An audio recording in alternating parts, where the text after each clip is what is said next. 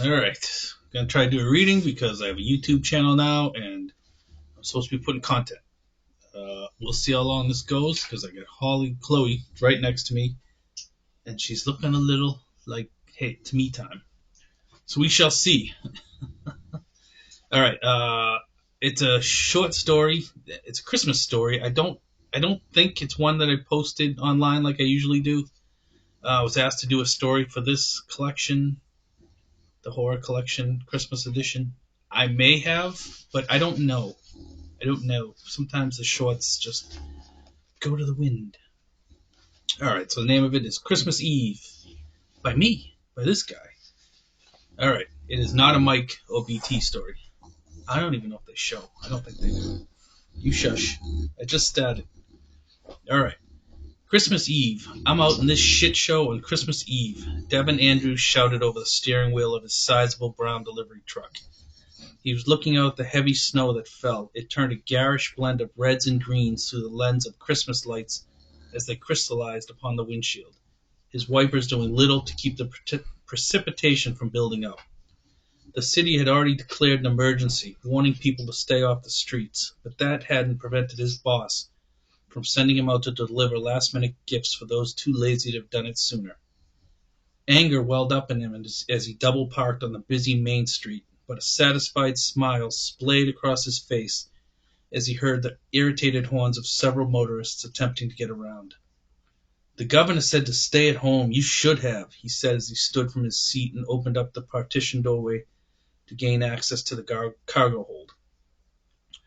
Devin hadn't always been an angry young man. In fact, far from it. He had grown up in a loving home, spent a carefree childhood in the rolling hills of Maryland. The Andrews had not been rich, but had never wanted for anything.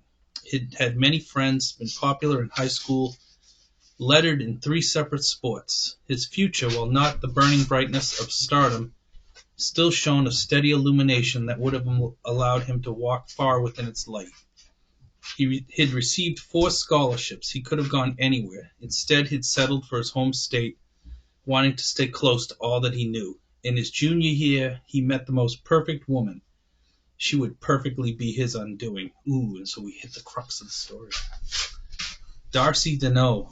Anyone recognize that name? Oh, there is Holly in the back. There's Dr. Pape. Okay. Darcy Deneau was a tall blonde drink of water, one he was sure he would never quench his thirst for. At the conclusion to his senior year, her junior year, she had approached him with the news that she was pregnant. Not wanting to upset her parents, who were devout Christians, he had asked her to marry him on the spot. And a month later, they were standing in front of a justice of the peace. Devin didn't think his life could be any more perfect. The months began to pass, but Darcy did not show, nor did she make any doctor's appointments. He was at first concerned, then suspicious, but every time he asked her about it, she flew off the handle and started a fight that would quickly devolve into great bouts of crying on more than one occasion. On more than one occasion, she physically assaulted him. It got to the point where he could not even bear the thought of broaching the subject. Darcy's discontent did not stop there. She continually abused Devin verbally, to the point that he was no longer able to perform in the bedroom. This probably isn't for kids. Which brought further ridicule and disgust. He was ashamed and becoming more isolated by the day.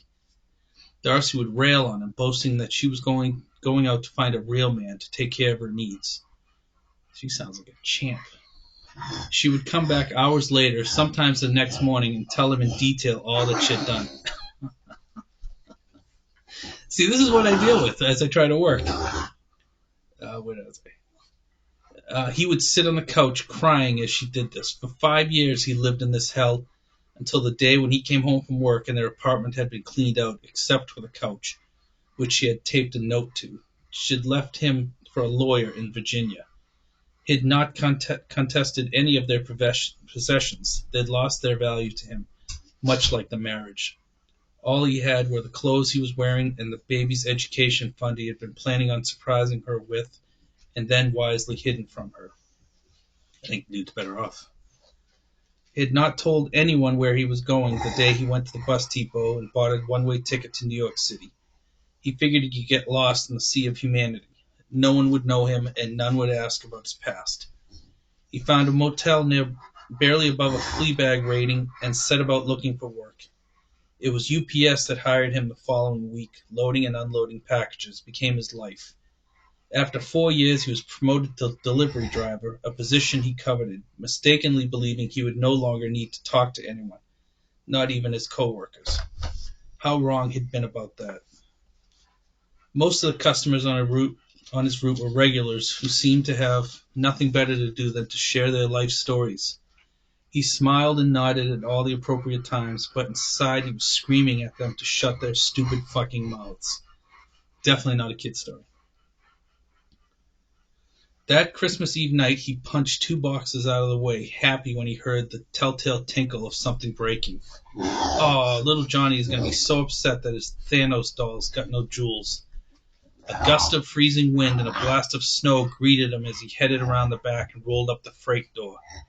He zipped up his jacket and stacked up his dolly. He'd no sooner got the dolly rolling when an errant breeze grabbed hold of the topmost padded envelope and sent it spiraling into the street.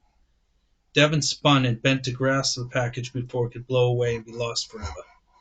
He was shocked by the blistering sound of a held-down horn and the brightness of headlights approaching him at a speed much greater than prudent, given the elements. "Fuck you," he shouted. As he spun and stood back up, vertigo threatened to put him on his ass. He tried to shake off the sudden bout of lightheadedness as the city lights dimmed around him and the sound fell away.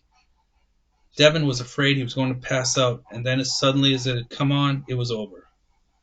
That was weird. Probably just dehydrated. He was thinking on the 5th of gin he had killed last night, something he wished he were repeating this very moment. Ooh, gin. Not my beverage of choice.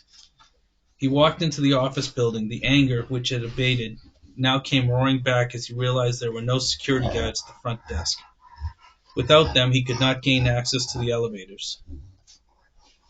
"You have got to be shitting me. Now I'm going to get a shitload of complaints," he yelled out for anyone. His echo came back empty. He had just turned his dolly to head out when he heard the dinging of an elevator opening. "My lucky day," he snarked as he ran back. He just got the toe of his boot in between the closing doors and they popped back open. He was going to sarcastically thank whoever was in there for holding the door when he realized he was alone. "Whatever," he said as he checked the floor number of the top package. 77. Good a place to start as any. What the hell kind of name is Elon Duel? Sounds French. I wonder if I'll get tipped with a bagel. Should have been a croissant, right? Bagel. Who does bagels? I mean, I like bagels, but I don't think they're French. When the elevator door opened at his desired floor, he'd almost been too surprised to step out. He was in the foyer of what could only be described as... Oh, it looks like a typo. The foyer of what could only be described as a Gothic mansion. 2 broad, curving staircases were on either side. Tall, thick candles sat atop bronze holders, the accumulated wax of their brethren coating the sides in thick gray tallow. As he stepped out, he looked up to see a crystal chandelier some 30 feet above. 50 candles burned brightly and cast dancing shadows on the far walls. Past that, a 10-foot-tall statue of a winged female looked down upon him. Her expression was distinctly sad, as if what she'd seen happening below had tortured her soul. I'm at 9 minutes. I'll read half this page and we'll call it. Must know my wife, Devin quipped. The walls of the staircases were decorated with antique silvered mirrors and portraits done in age-darkened oils. All the subjects wore similar forlorn expressions. Looks like a fun place to work. The only place he saw to drop the package off and get out of this strange place was straight ahead, across the room, through an arched entryway. As he stepped across the threshold, his vision was blinded momentarily by a dazzling white light. He thought perhaps it was due to the nature of the room he now found himself in. In direct contrast to the lavish architecture he had just left, this room was stark, a postmodern minimalism. There was nothing in the entirety of it save one desk placed squarely in the middle. It made about as much sense as the rest of the place. The rent on this space, he knew, was more than he made in 3 years. It should have been wall to wall with offices and cubes, fitting as many workers inside was allowable by law. A substantial leather chair turned, and the sole occupant of floor 77 turned to greet the driver. Devin, welcome, the man said. We are going to stop there. I hope your guys' Wednesday is going well, and we will reconvene. I hope you like what you heard so far. Not a whole bunch going on, but just setting up the scene. All right, folks. Thank you all for watching. Hope you guys have a good night.